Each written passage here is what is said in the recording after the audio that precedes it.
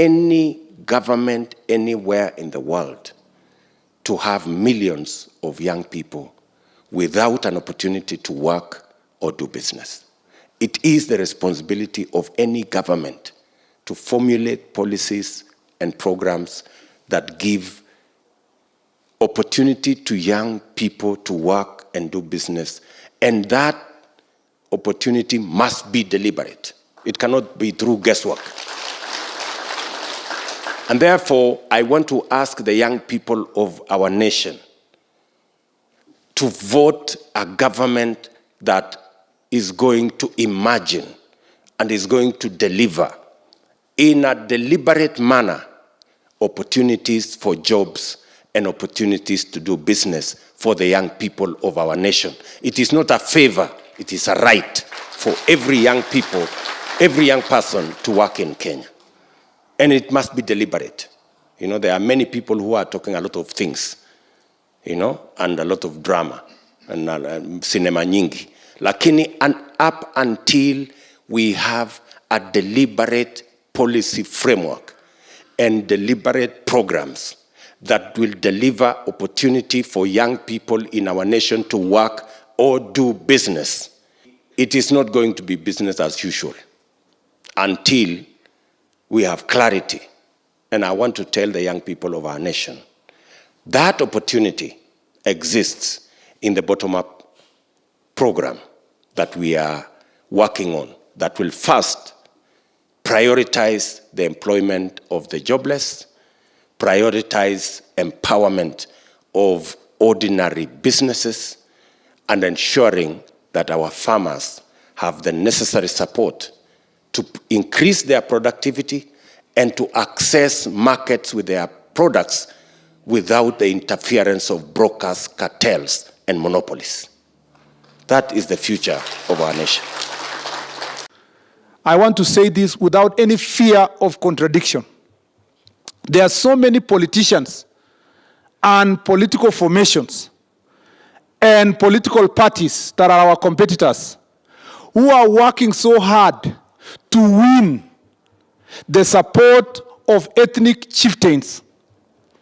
They do not know that the ground has shifted. 2022 presidency will not be delivered by ethnic chieftains. It will be delivered by ordinary mwananchi. It will be delivered by hustlers. It will be delivered by young people like yourself. So those our competitors, we know them because we've always told them doing the same thing, ujinga ni kufanya the same thing the same way, expecting different results. Lakini sasa Wakenya wamesema, wametuambia mambo ya Kenya saa hii itatangulia mwananchi wa kawaida, na mahasla ndio wataamua Kenya na uongozi wa Kenya itaenda upande gani. Lakini wale wanatafuta mabwenyenye na wakubwa wa makabila, vyama vya makabila, watapigwa na butwa kwa sababu watajikuta wananchi wa kawaida ndio wameenda kutengeneza serikali. Nimeona kwa magazeti, kwa ile mzungumzo yenye wako nayo, mazungumzo yao saa yote ni watu wangapi ambao ni wakubwa kutoka kabila ngapi ndio wanafuatana naibu wa rais. Sasa wakifanya hiyo hesabu, wafanye pia hesabu ya ethnic chieftain, wafanye na chama chao na ile ya kitendawili na watu yao. Na wakifanya yetu, wafanye watu wa kawaida ambao majina yao na majina ya wazazi yao hawajulikani. Hapo ndio sasa sisi hatuko kwa yale ambayo wanatafuta ukubwa ya ukabila. Na mimi naamini ya kwamba naibu wa rais, sisi kwa Senate tumesimama kwa msimamo ya Kenya mzima. Sisi wote tunasema ya kwamba mtoto mwenye anatoka Garissa lazima akuwe sawa na mtoto ya kutoka Uasin Gishu na akuwe sawa na mtoto ya kutoka Nyeri. Nchi yetu yote lazima iunganishwe kuwa nchi moja. Sisi ndio wale tunaamini kwa win-win approach to politics of Kenya. Na tunaamini ya kwamba areas that were used to be called low potential areas kama northeastern and northern part of the country can no longer be low potential because we have devolution and we have a government that cares of building Kenya from chini kwenda wapi? Juu. Na kwa hivyo ndugu zanguni, nyinyi mmeamua vizuri, mko kwa the right place where your issues will be discussed, where your concerns will be taken care of. Mkitembea pamoja na viongozi wenu, pamoja na hasla, nyinyi mambo yenu itakuwa sawa. Lakini wazee wana discuss mambo ya ukabila huko, mambo zingine ambayo hazivai. Jana wa Garissa, tunakuomba tafadhali sana, sisi tutapeleka hiyo habari hata wakati ambayo ikikuwa wakati wa because we are praying, we know the situation, the nation. Wakati kuomba, we need empowerment from you and we hear from you. Inshallah, ukisimama hapa always fulfill. That is the kind of the honest that I know from you. When I see all of us seated here today, led by our chief hustler, His Excellency the Deputy President William Samoei Arap Ruto, I am very convinced that for the first time in the history of our post-independence Kenya, we have the best candidate to move Kenya to a first world country. And he has been able to rally support of Kenyans of all walks of life to believe in themselves again. Leadership almost invariably has capacity to transform society. And the best way to build economies, the best way to build resilience of the people is to empower the bottom millions to rise up and to have equal opportunity. Every time we meet and have conversations about the future of our country, and when I listen to His Excellency the Deputy President, I can see the culmination of many years of reflection to ensure that indeed the right kind of ingredients are put together for the common good of the common mwananchi. He is the only candidate who has engaged people in their different regions to look at their economic priorities and thereby creating a manifesto 1 year before elections so that he is sure the moment he is sworn in, he will know what to do for each and every count of this Republic of Kenya.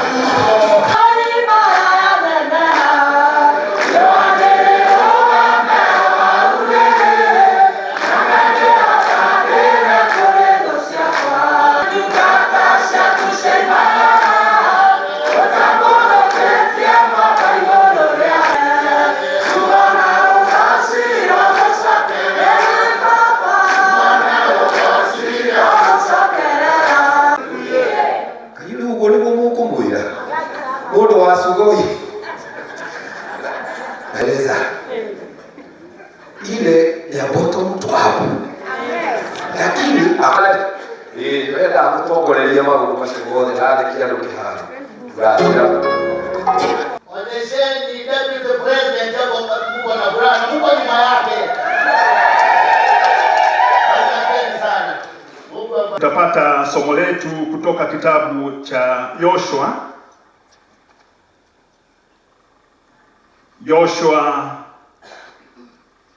chapter 1 sura hii. After the days of the Lord's servant Moses, get ready now. You and all the people you will be marching over. Your borders will reach from the desert in the south to the Lebanon, which I promised their ancestors. Just be determined and courageous. Biblia imetuhakikishia katika somo letu ya kwamba kuna kila mtu atapata opportunity katika hii chama ya UDA. tutakuwa na free, fair, democratic nominations. Kila mtu apate nafasi. Na wenye kuamua nani atakuwa cheo gani, nani atawania MCA, MP, wa mama county, senator, governor, wote wananchi wenyewe ndio wenye usemi wa mwisho. You don't have to be a friend of nobody. You don't have to know nobody. You only need to know the voter, because that's the person who will determine whether you get the ticket and whether you win the seat or not. The challenge we have is that when leaders lack vision and a clear plan to sell to the people, they start dividing the people na wanauza fitina na viti ya upuzi. Sasa wewe mnapata wengine wanasema hawa ni Wakikuyu, nyinyi sijui ni watu wa kutoka pande ile. That is not the kind of politics that we want for our country. We must appreciate this economic model that has been proposed by His Excellency the Deputy President, known as a bottom-up economic approach that is symbolized by the wheelbarrow. In simple, it is saying align government needs to the priorities of the people. Hapana fanya tu mipango, things that excite you in Nairobi. Lazima tujiulize, as people from Garissa, Marsabit, Wajir, what are the things that if government was to be serious and put investment right there, that will change the lives of their people? You know, many times mimi najiuliza na nasema, Your Excellency, you know, a country, let me just give you an example as I conclude. Saudi Arabia is only 4 hours from Kenya. It is 18 hours from Australia. Yet, Saudi Arabia goes all the way to Australia, 18 hours away, to bring their beef from that particular part. If we had governments that understood the bottom-up economic model, they would have put up serious investment in the north, such that you are able to put abattoirs that ensure that you produce beef that is free of disease, that can be consumed in those countries in the Middle East. In 4 hours time, wanakula nyama yetu na vijana kama nyinyi wanapata kazi. That is the beauty of the bottom-up economic model. Your Excellency, stand firm and support that model. Mtu ukimwambia kitu anakuambia unajua mimi sitaki vita na serikali.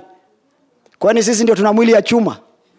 Tumechaguliwa kuhakikisha maslahi yenyu inalindwa, heshima yenyu, biashara zenyu, na kuhakikisha afya na miundo misingi bora inawafikia wananchi.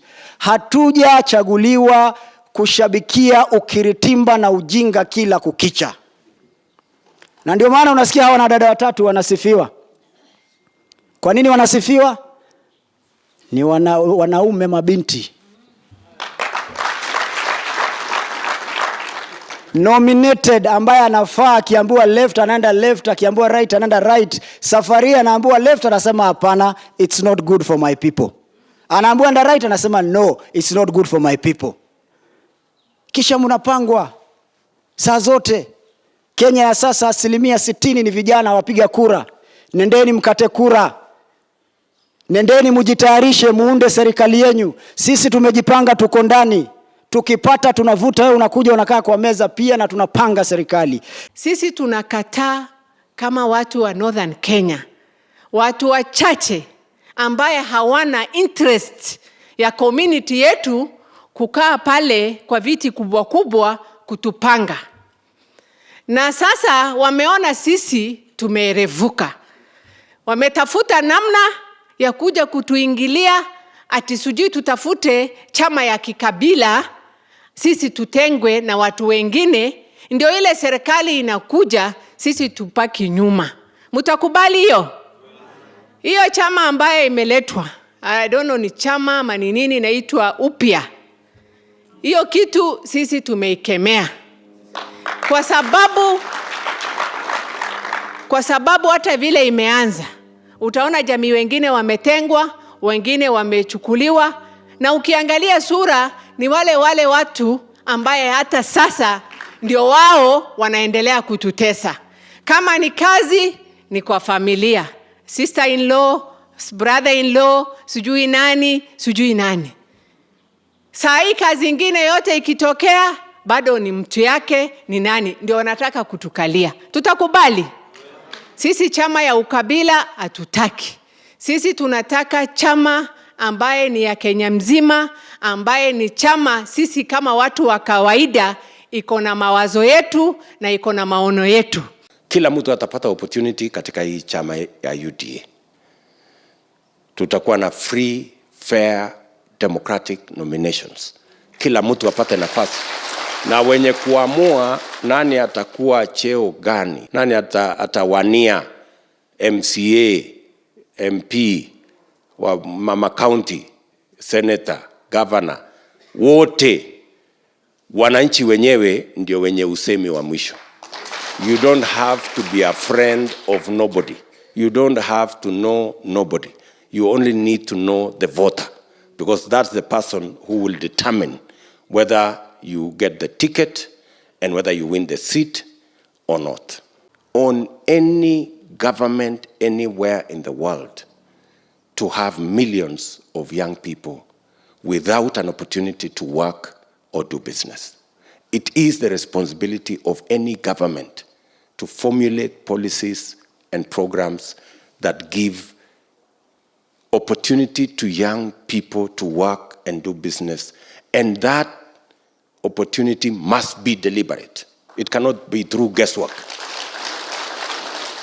And therefore, I want to ask the young people of our nation to vote a government that is going to imagine and is going to deliver in a deliberate manner opportunities for jobs and opportunities to do business for the young people of our nation. It is not a favor, it is a right for every young people, every young person to work in Kenya. And it must be deliberate. You know, there are many people who are talking a lot of things, you know, and a lot of drama and cinema nyingi. Lakini up until we have a deliberate policy framework and deliberate programs that will deliver opportunity for young people in our nation to work or do business, it is not going to be business as usual until we have clarity. And I want to tell the young people of our nation, that opportunity exists in the bottom-up program that we are working on that will first prioritize the employment of the jobless, prioritize empowerment of ordinary businesses, and ensuring that our farmers have the necessary support to increase their productivity and to access markets with their products without the interference of brokers, cartels, and monopolies. That is the future of our nation.